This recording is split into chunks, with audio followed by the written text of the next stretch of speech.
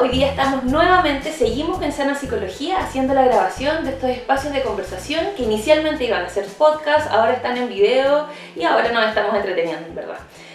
Hoy día tenemos una estupenda invitada, se llama Claudia Gallegos, ella se ha incorporado a nuestra consulta hace una semana. Ella es formada en la Universidad de Chile, es especialista en psicología clínica, individual y de pareja. Se ha formado en la Sociedad de Psicología Cognitiva Postracionalista, ya tiene más de 10 años de experiencia en clínica y está enfocada 100% en esto.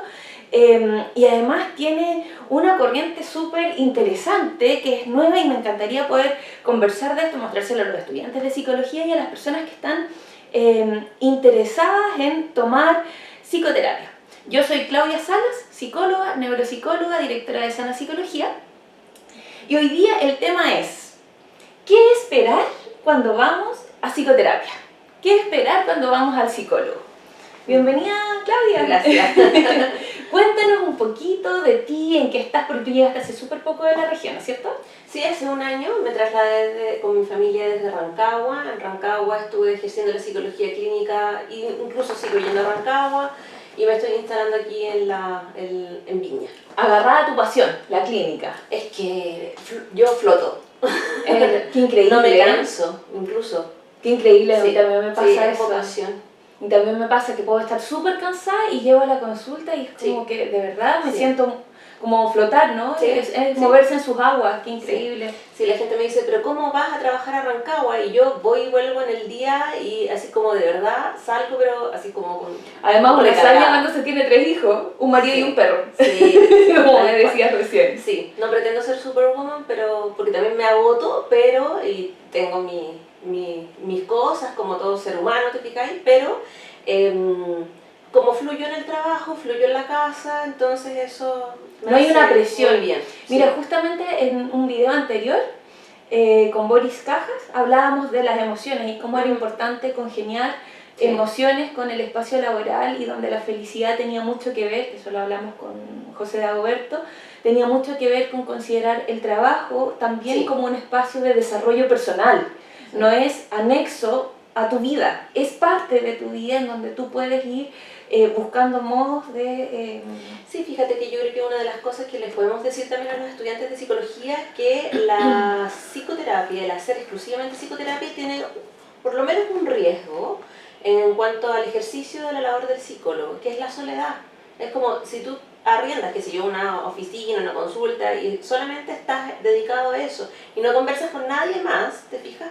También como que te puedes perder en solo hacer ese espacio hacia otro y no necesariamente tener conciencia de tu cuidado, ¿ya? Como persona, como ser humano, etc. Entonces la conciencia de tomar decisiones para que tu espacio personal y tu espacio laboral se coordinen y puedan fluir es muy relevante porque además como trabajamos con personas y somos nuestro propio instrumento, ¿no es cierto? Estos espacios de conversación, de desarrollo, no solo académico, sino que personal, las amistades, el ejercicio físico, la buena alimentación, etc., es responsabilidad también de todos los que tienen que cuidar. Sí, claro.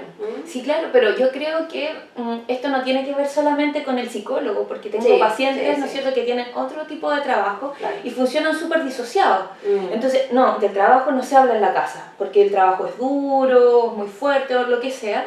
El trabajo queda acá y la casa queda allá. Sin embargo, en algún momento eso empieza a hacer clic y esa disociación se empieza a hacer más fuerte. Y empieza a afectar el cotidiano de todos. Y eso a los psicólogos no nos deja fuera, por supuesto. Bueno, mira, como entrando en materia, uno de los aspectos de cuando uno comienza a tener la necesidad de consultar a un profesional es justamente cuando hay ciertas experiencias de la vida diaria que no puedes incorporar a tu historia, a tu identidad, esto que hace clic, roce, contrariedad, una sensación de incomodidad o personas que la sensación que no calza, ¿no? Claro, la emoción que no calza, que no puedes integrar a tu historia o a lo que tú esperas de ti mismo o a cómo siempre te has visto. ¿Sí? Es como cuando se vencen los recursos que has tenido, ya no lo puedes vivir de la misma manera. Ya no es. Se te acaban las herramientas en el tablero. ¿no? Te quedas sin saber cómo usarlas de otro modo, te quedas con recursos más limitados. No es a nivel cognitivo, ¿no? Sino que es a nivel de la vivencia, de la experiencia, muchas veces cuesta reconocerlo. Porque si fuese solamente un ejercicio cognitivo y tomar decisiones, es como casi sería casi aprender de planificación de la vida. Pero no es así, exacto, ¿no? O sea, hay veces que las personas llegan cuando ya el síntoma está instalado. Y hay veces que los síntomas están instalados hace años, ¿sí? Entonces, el síntoma es la punta del iceberg de una serie de contrariedades, contradicciones, incoherencias sostenidas en el tiempo e intentadas de encajar artificialmente en tu sentido del ser. ¿Ya? Sí.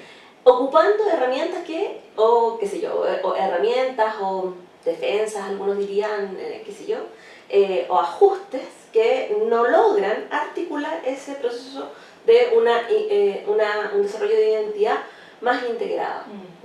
Entonces, ¿qué ocurre? El síntoma es una reiteración automática de más de lo mismo, como si el espacio y el tiempo se reiterara automáticamente. Y ahí se habla de la rueda de los hámsters, ¿no es cierto? Es un concepto para las personas que no necesariamente sean psicólogos o claro, entiendan todo el lenguaje de lo que estamos sí, diciendo, tiene que ver con repetir una y otra vez sí, los mismos procedimientos y tener de que los mismos procedimientos, los mismos pensamientos, las mismas vivencias, aun cuando sean distintos escenarios, y esta sensación de que esto no está bien y algo, pero sigues tratando del mismo modo y no encuentras otros modos de poder salir a mí de ese espacio. Me gusta la analogía de Alicia en el País de las Maravillas, cuando el tiempo y la once se repite una y otra vez de la misma manera y no pueden salir de eso.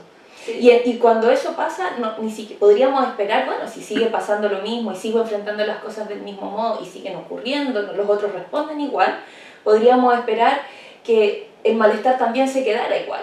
Sin embargo, el malestar sigue funcionando y pareciera ser que se acumula en donde ya nos vienen estos brotes, ¿no es cierto? Crisis, ya un malestar significativo, somatizaciones importantes. No es una cosa estática. No es una cosa estática porque la vivencia sigue ocurriendo, eventualmente se sigue empeorando, agrandando el malestar. Eventualmente también pueden haber ocasiones en que ceda el malestar, que aparezca como que fluye un poco más. Sin embargo, un poco lo que uno tiene que hacer en la psicoterapia, te fijas un poco qué es lo que esperas en psicoterapia para cuando acudes a un experto, es idealmente comenzar desde la actualidad, ¿sí? Porque no necesariamente en algún momento tienes que empezar a deconstruir. Sí, después tú lo puedes traducir en lenguaje coloquial, cómo se deconstruye en primera instancia el síntoma. Porque ya no podemos seguir viviendo con ese nivel de malestar. ¿Ya? Entonces, la deconstrucción del síntoma debiese ser uno de los primeros movimientos de la psicoterapia. Entonces, una de las cosas que uno debiese esperar cuando vas y acudes a un experto es que el síntoma, llámese crisis de pánico, crisis de angustia, la pena, el llanto, el estar desorientado, Sí, mira, la pena es en sí misma no es un síntoma. No, lo estoy tratando de traducir como claro, en cómo lo puede ver una persona. Claro, síntomas le podemos llamar a un mecanismo complejo, una dinámica compleja de sostén de un malestar que no te ayuda al fluir de la vida diaria y que se detiene en algún momento, ¿no? Con la sensación de que no puedo evitar hacerlo, no puedo evitar sentirlo, no lo sé hacer de otra manera, pero esto no me está ayudando tampoco. Claro, y súper interesante tu acotación, porque tiene que ver con que la pena en sí misma, efectivamente, no es un problema. No. La pena, el enojo en sí mismo no es el problema. Claro. La angustia tampoco es el problema. El tema es cómo eso te inhabilita y ¿sabes? O te deja claro, así congelado o respondiendo de modos inadecuados a la situación. Uno se va dando cuenta, justamente en el campo de las emociones, se va dando cuenta con la experiencia de que muchas veces el síntoma es una estructura compleja para evitar una emoción que es intolerable. O sea, nosotros decimos que el síntoma es funcional. ¿Te ha ayudado de alguna manera a sobrellevar las Sí. cosas del mejor modo posible con los recursos que has tenido en ese momento. Claro. Entonces la gente a veces se enoja, ¿no es cierto?, por tener, no sé, el trastorno depresivo arraigado o algún tipo de diagnóstico ya de base. Sin embargo, esto ha tenido una funcionalidad. Y es una funcionalidad eventualmente como evitativa de algo, ¿te fijas? Porque hay veces, ponte tú, que te enojas mucho, solo te enojas y nunca, ¿y dónde está la pena? O solo te da pena, mucha pena, ¿y dónde está la rabia? O miedo. Bueno, ¿y dónde están las otras experiencias, te fijas? Y ahí Entonces, está la desintegración de estar funcionando por partes. Y en realidad uno como ser humano hace lo que puede con lo que tiene, ¿no es cierto? Entonces en algún momento tuviste que evitar para sobrevivir eventualmente, ¿no es cierto?, las circunstancias, la situación, etcétera, ¿sí? Pero la idea es que eso no queda arraigado como una explicación de la historia personal. ¿A qué me refiero? De que muchas veces uno en psicoterapia encuentra muy buenas explicaciones para la instalación del síntoma. No es esa la idea. No es un proceso cognitivo de, bueno, a mí me pasó esto porque mi mamá, porque cuando yo era chico, o porque, sí, sino que desde la actualidad, desde el punto de vista del presente, ¿no es cierto?, vamos un poco más de reconstruyendo y complejizando e integrando elementos que el último tiempo no han sido soportables, tolerables, integrables, de hecho, y de ahí hacia atrás. Porque si encontramos muy buenas explicaciones, solamente nos quedamos en tener una muy buena explicación. Y eso se asocia a responsabilizar a otros, culpabilizar a otro o culpabilizarse a sí mismo también, y te deja pegado en una instancia que ya no existe. Que ya no existe y que puedes resignificar, pero la resignificación ocurre en el hoy. Y la resignificación lo podríamos llamar una resituación. Es yo soy y estoy de una manera distinta. Eso es lo que uno debiese esperar en un proceso psicoterapéutico saludable. Que no solo me lo explico de una mejor manera, tengo una explicación más integrada, sino que lo vivo y soy de una manera más flexible, más fluida, más coherente, exacto. Diferente. Eventualmente integrando esas cosas que realmente no tuviste herramientas para hacerlo en algún momento, ¿no? O te separaron de ti, te separaron de lo vivido. Yo siempre cuando los pacientes jóvenes o adultos ya vienen a psicoterapia, a la clínica conmigo, yo les digo, ¿estás seguro que quieres hacer psicoterapia? Porque es difícil, te va a costar, porque muchos vienen y se sientan y esperan que uno haga como, no sé, algún ritual místico para que pase el dolor y que pase el malestar. Algunos también, no sé si te ha pasado, esperan que eso sea rápido o que pase sin el menor esfuerzo, ¿no es cierto? O quítame este malestar, quítame este dolor. Sin embargo, no funciona así la psicoterapia y eso es algo que no se puede esperar porque hay procesos que quedaron estancados y hay que atravesar.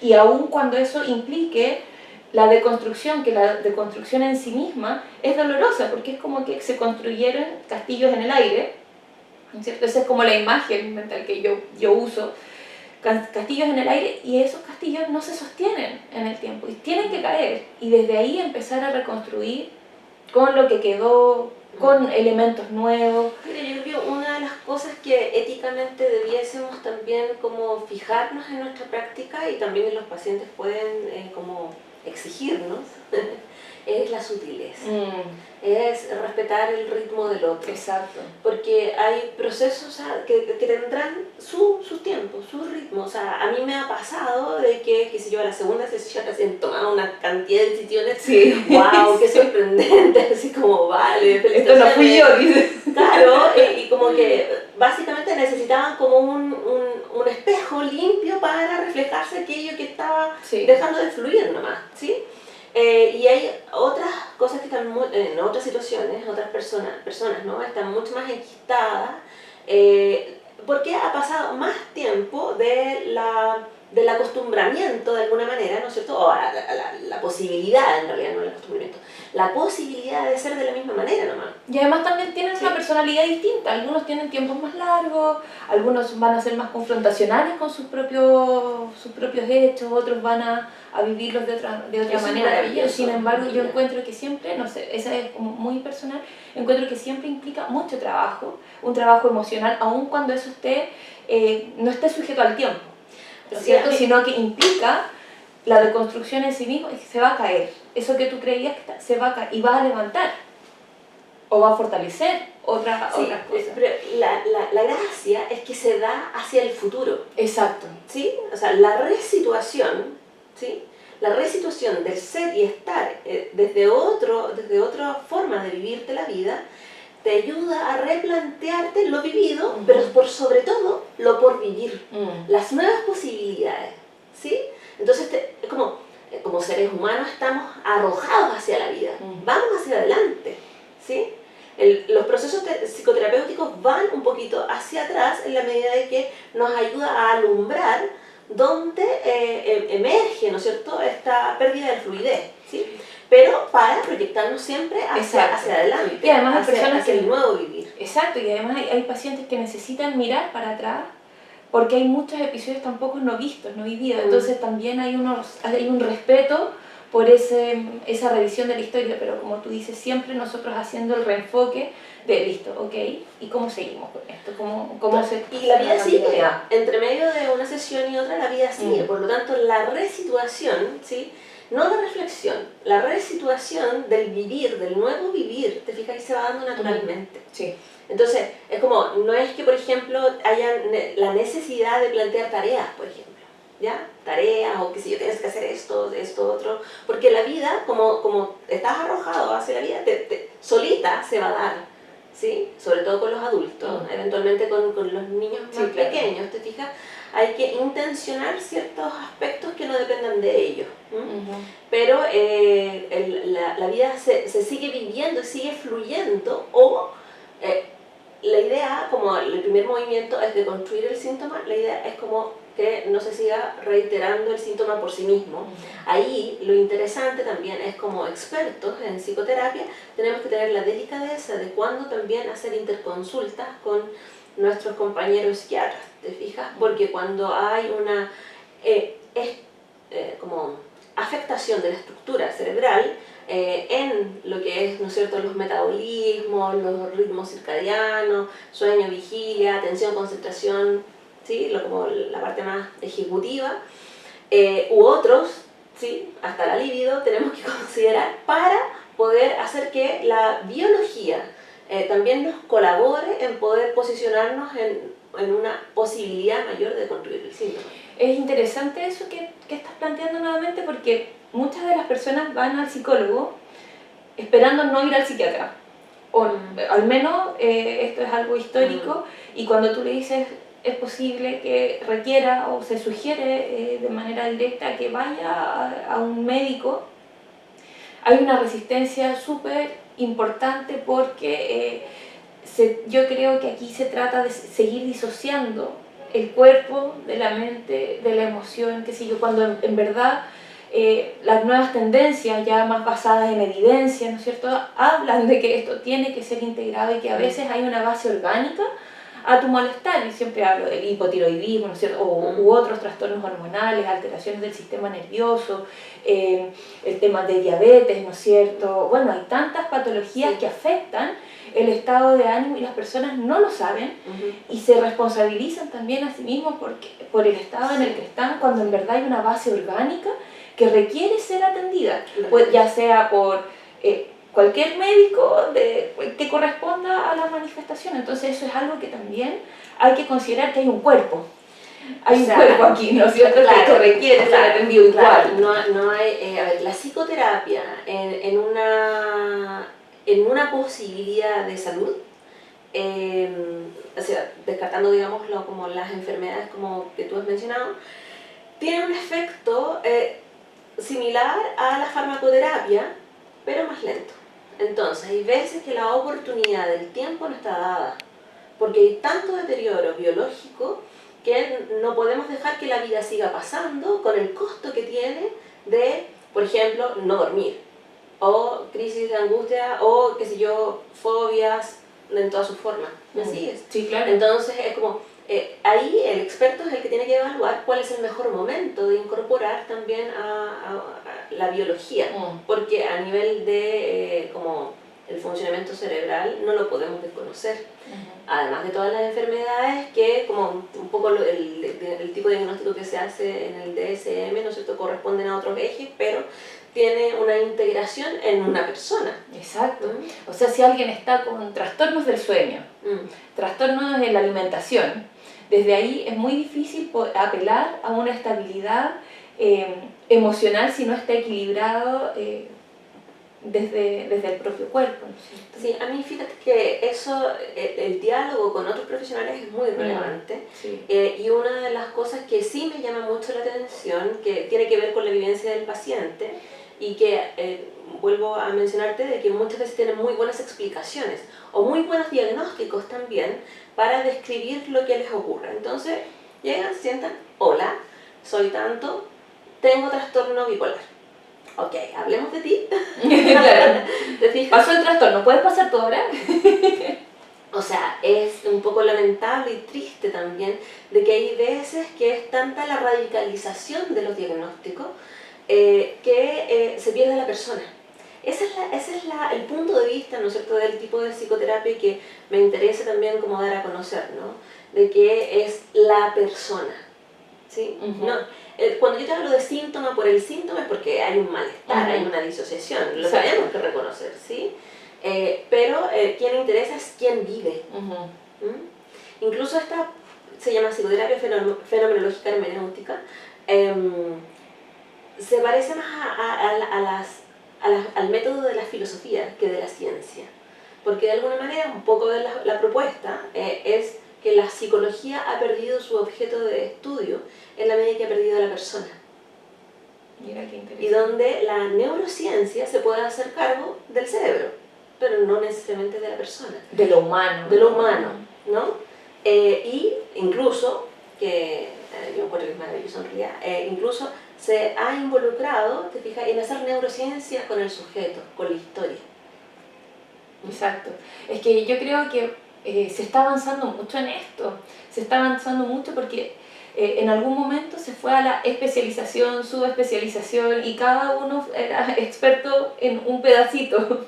Ahora, efectivamente, nos especializamos porque necesitamos tener una mirada, un enfoque, ¿no es cierto?, una posición en el juego que vamos a jugar. Pero también hay otros elementos que se van integrando y yo creo que, no sé si te pasa a ti como terapeuta, también tienes que ser integrada a ti como persona. Entonces, claro, la neurociencia hoy día nos da muchos hallazgos súper importantes respecto a algunas huellas que seguir, algunas manifestaciones que son evidentes, algunas explicaciones también, algunas proyecciones de lo que ocurre.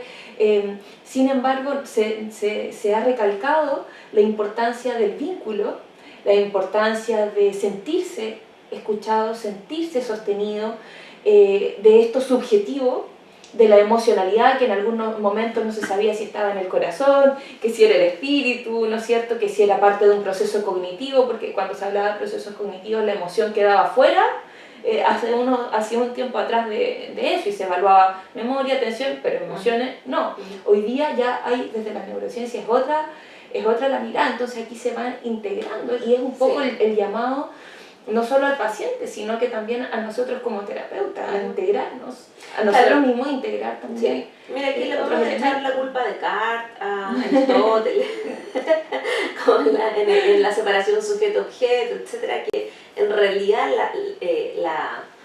bueno, yo no soy quien para decir cuál es la verdad, ¿te fijas? Pero la experiencia no se vive así. O sea, uno no funcionamos claro, de alguna manera un poco lo que tú decías es como cuando yo me miro a mí misma, digo, bueno, ¿cómo vivo yo la vida? ¿La vivo como lo subjetivo y lo objetivo? No lo vivo así. O sea, simplemente lo vivo y va ocurriendo el emerger de la vida en la medida que me voy encontrando con asuntos significativos. Y entro en un loop, en este loop del tiempo o de la reiteración patológica automática de una cuestión de malestar, cuando no puedo verme a mí misma en una situación distinta, en una posición diferente. ¿Me sigue? O sea, yo primero me vi a mí misma y luego dije, esta cosa me hace sentido porque así me pasa a mí. Pero no soy más experta en la medida que sé más información, sino que de alguna manera me apropio más de lo que me ocurre con el otro. Y entonces, ¿no es cierto? Una de las cosas que sí sabemos que está como estudiado es que a más experiencia del psicoterapeuta, más vinculación también con el otro, ¿no es cierto? Porque ya me deshago de las certezas, ¿sí? El tema de la no te posicionas como el experto, que yo sé Mm. cómo se hace y así se solucionan las cosas. Claro. Tú tienes que hacerlo porque yo estudié, se ve, Claro, así se hace. Soy un espejo limpio en el cual el otro se puede reflejar a sí mismo, donde yo soy un instrumento para que el otro lo haga, ¿sí? No soy yo, como experto, el que te dice tienes que hacer esto, tienes que hacer esto otro. A ti te pasa esto porque sospechas de eso. Eso es lo que tiene que esperar, ¿no es cierto? Como estar atento a ese tema, como que es bien del ego, es bien del ego y es bien del narcisismo, y efectivamente hay escuelas donde se paran desde este punto de vista, pero esto sin duda tiene que ver con una posición personal de la persona del terapeuta, de la persona del terapeuta, en donde sí nos pasan cosas con el paciente, sí hay rollos personales asociados que tenemos que estar trabajando de manera sistemática, tenemos que estar en este proceso de introspección para también nosotros ir afinando nuestro radar. Además que la psicoterapia tiene un espacio que es muy como específico. Hay psicología de enlace en los hospitales que necesita otros modelos con mayores como directrices, ¿sí? Hay, qué sé yo, psicología oncológica que necesita directrices determinadas. ¿Me sigues? Sí, claro. No es la psicoterapia como esta elección. Esta elección que hace el sujeto de consultar a un experto porque ha perdido la fluidez de la vida en su vida cotidiana, ¿sí? O sea, hay otros aspectos de la psicología que necesitan como más no sé si pasos o directrices o, ¿no es cierto?, como más estandarización de alguna manera, ¿no? O sea, basarse en evidencia, en algunas cosas. Oye, y también depende de los diagnósticos, de quien consulta, ¿sí? Y el lugar donde está. Exacto. Bueno, nosotros ya hemos sabido que los trastornos depresivos, los trastornos ansiosos funcionan muy bien en psicoterapia con medicamentos o sin medicamentos, pero el fuerte de ese tipo de manifestaciones va a ser la psicoterapia. ¿Sí? Eso es como que algo ya se ha visto, y así también hay otros trastornos que requieren intervenciones mucho más prolongadas, algunos acompañamientos a lo mejor esporádicos, interdisciplinarios, algunos esporádicos, algunos dicen, no, yo voy al psicólogo una vez al mes, como casi de autocuidado, ¿no es cierto? Y me mantengo en eso. Por lo tanto, no se puede esperar que diga, oye, yo tengo un trastorno bipolar, 12 sesiones y queda fantástico, ¿no? Porque ahí también se respeta el tiempo y la vivencia de cada persona, que es algo que sí, algunas personas esperan cuando llegan, en cuánto te voy a terminar. Y eso es algo que nosotros, por muy basada en la evidencia que estamos, cuando estamos basados en el sujeto, no podemos saber, porque la persona viene cargada con algo que nosotros no podemos ignorar por seguir con un programa. ¿Sí? Eso es algo como...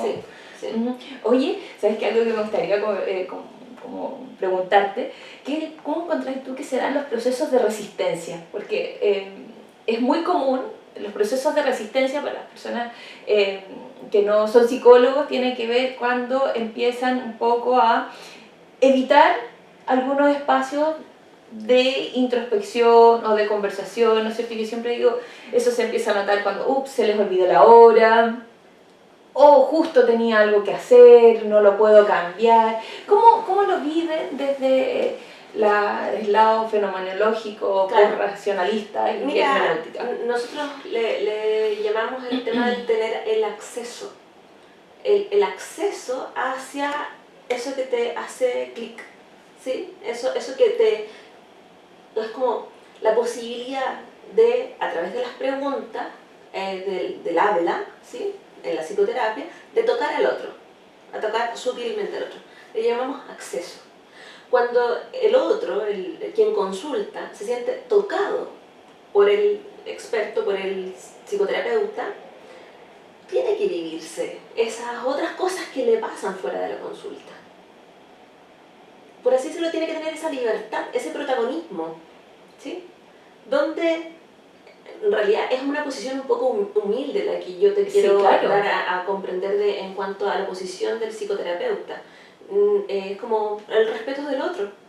O sea, yo te puedo invitar, ¿te fijas? Revisemos, a ver qué está ocurriendo. Te puedo invitar, pero es tu decisión, es tu tiempo. O sea, desde ahí tú eres el protagonista de tu vida. Desde ahí alguien podría dejar la terapia hasta ahí, por ejemplo. Bueno, ocurre. Podría dejar la terapia. Sí, literalmente después de un año, en la misma época. Sí, sí, es súper común. Sí, ¿y qué vas a hacer? O sea, interpretar aquello, pues el otro tiene que vivirse aquello que se lo tiene que vivir como puede vivírselo, ¿te fijas? O sea, ahora, desde ahí nosotros estamos al servicio del otro. Sí, no es el paciente que tiene que cumplir con lo que nosotros estamos diciendo, sino que es la actitud de servicio. Sí, ¿no? Sí, yo te hago una invitación, te convoco, me coloco en una, intento, ¿no es cierto?, ponerme en una posición de acogida, de comodidad para ti, de escucha activa, ¿sí? Y si no estás listo para seguir en esto, pues ya bien, claro. Dale, podemos hablar de eso, podemos no hacerlo. Pero claro. Un poco, claro. Yo voy a estar aquí. Y mira, me ha tocado hace poco una persona me decía, es que yo a veces me siento así como que no puedo no puedo de mí mismo. Yo, eso es, hay personas que respecto de sí mismas no tienen acceso a lo que viven, ¿te fijas? Entonces, ¿cómo hago yo, que soy otro distinto, para tener acceso a algo que tú no puedes vivírtelo? Sí, claro. Sí, claro. Entonces, como por eso la sutileza. Él como que es como, no sé si es la amabilidad o algo así, ¿te fijas? Pero es como sutil, sutil, de a poco, en tu ritmo. Por lo tanto, una persona tendría que esperar algunas cosas muy concretas al ir a psicoterapia. Una, somos personas, nosotros también necesitamos psicoterapia y hay cosas que nos van pasando como terapeutas, ¿no es cierto? No somos un objeto. Somos una persona frente a otra, ¿no es cierto? Que es un poco lo que hablamos. Por lo tanto, nos tenemos que cuidar. También hay cosas que nos incomodan y nos molestan o afectivamente también nos movemos en esto, ¿ya? Por lo tanto, ahí también en el terapeuta tiene que haber una invitación constante a estar saludable mentalmente, ¿sí? Por otro lado, hay que esperar un respeto incondicional a ti como paciente, ¿sí? O sea, al paciente que nos viene a visitar. Un respeto que tiene que ver con sus tiempos, con que no es el diagnóstico, ¿no es cierto? A pesar de que venga con una lista de diagnóstico, lo que se recibe en psicoterapia es a la persona, en donde no va a haber tiempos definidos para decir, ok, tú tienes tal diagnóstico, en 5 semanas va a estar impecable, ¿no es cierto? No, eso no va a ocurrir porque hay una vivencia que se va a ir moviendo y nosotros vamos a ir acompañando, porque solo somos acompañantes, pero el gestor de eso va a ser el paciente. ¿Sí? Que a veces vamos a requerir apoyo y se va a considerar a la persona como alguien integral, en donde vamos a tener que acudir a lo mejor en algún momento a algún otro profesional, entendiendo que somos un todo que tiene diferentes áreas de intervención y uno no lo va a saber todo tampoco. ¿Hay alguna otra cosa como puntos clave hasta ahora que se enseñan? A ver, ir más allá del diagnóstico, ver a la persona, no tener a priori también como sospecha de las explicaciones a priorísticas, ¿no? De esto como la teoría por la teoría, sin vida, ¿ya? Por eso también nosotros decimos que como que las intervenciones son ateoréticas. ¿Ya? Yo me pongo al servicio, sé mucho de psicología, pero en realidad me centro en tu vida. Exacto, o sea, no solo es la persona del terapeuta al servicio del otro, sino que también es el conocimiento técnico, teórico, que queda a su disposición y la persona lo incorporará del modo que pueda, que quiera, a su vivencia. Y, claro, el respetar los ritmos del otro y como no sobreinterpretar tampoco. Yo creo que eso hay que tener mucho cuidado de sobreinterpretar porque eso puede hacer mucho daño. Oye, y cuando se hace una interpretación, ¿qué te parece a ti como decir, esto yo creo, a mí me pasa con esto que tú me estás diciendo, tal y cual cosa, y que la otra persona pueda tomarlo y decir, ¿sabes qué? Sí, esto sí, esta impresión está equivocada, o Sí, es algo súper válido, porque a posible. veces, ¿por qué te lo digo? Porque a veces los pacientes consideran que lo que dice el terapeuta es, y desde ahí nosotros decimos, no. Mira, es posible en la medida que se lo coloque como una posibilidad más dentro de muchas, y sobre todo vaya como en el proceso para llegar a aquello, vayan como anteriormente con muchas preguntas. Muchas preguntas, porque eso es lo que de alguna manera, a mí la imagen del espejo me encanta, es como yo quiero ser un espejo limpio en el cual tú te puedas mirar, reflejar, mirarte a ti mismo, puedas tener acceso a ti. Porque es distinto estar en tu cuerpo que estar en el mío, yo no puedo estar en el tuyo. ¿Cómo te vives tú la vida? Y es bastante compleja, por cierto, la vida, ¿no?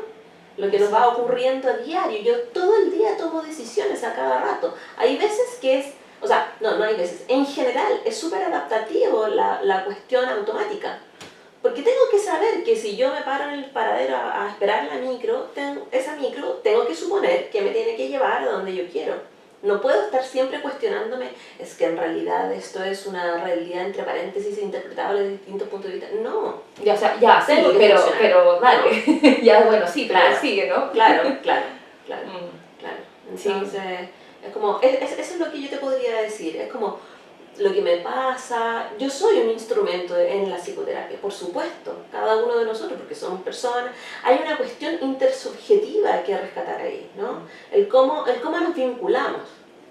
Lamentablemente, en la sociedad moderna, las sensaciones de soledad y la escasez de vínculos profundos es muy común. O sea, la conversación que se da en psicoterapia hay veces que es la única conversación profunda respecto de sí mismo que las personas tienen como posibilidad de dar. Fíjate que un paciente adolescente al cual quiero mucho me decía, es que no quiero, y yo le dije, ya, hemos trabajado el motivo de consulta, estás en condiciones, tú dale, sí. Y me decía, es que no puedo todavía, pero si tú ya estás súper bien, está todo ok, es que este es el único espacio que tengo para pensar en mí. Sí, claro.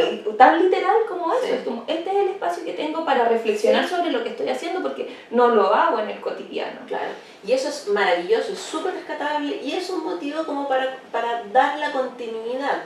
Ok, la vida no está aquí entre estas cuatro paredes, está afuera. En la medida que tú sientas que esto es necesario para reflejarte, perfecto, pero vamos también desarrollando nuevos vínculos, ¿no?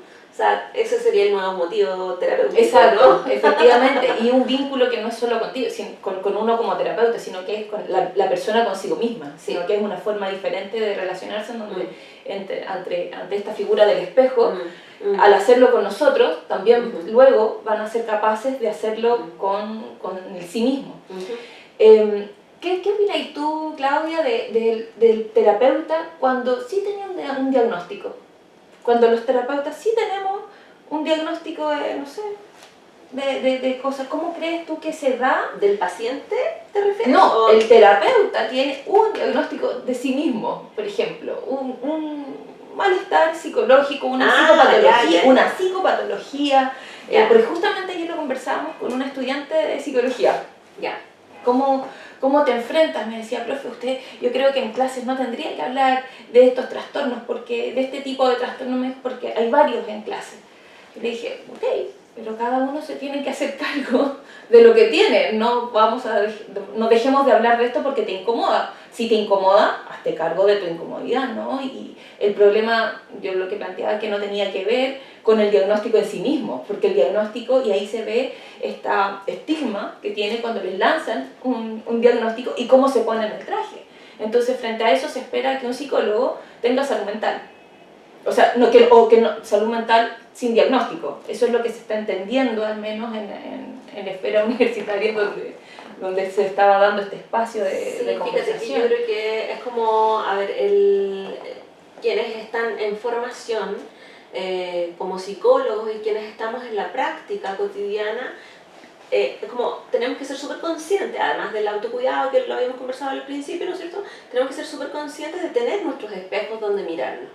Esa es la manera de hacernos cargo, ¿no? O O sea, a conciencia de, por ejemplo, yo puedo decir, ¿sabes qué? Este tema me cuesta mucho porque yo conmigo misma no lo tengo resuelto. Y está bien, no pasa nada. No pasa Está nada, bien. es maravilloso el poder reconocer, ¿sabes qué? Esto no me va tan bien con esto porque yo no sé cómo se vive.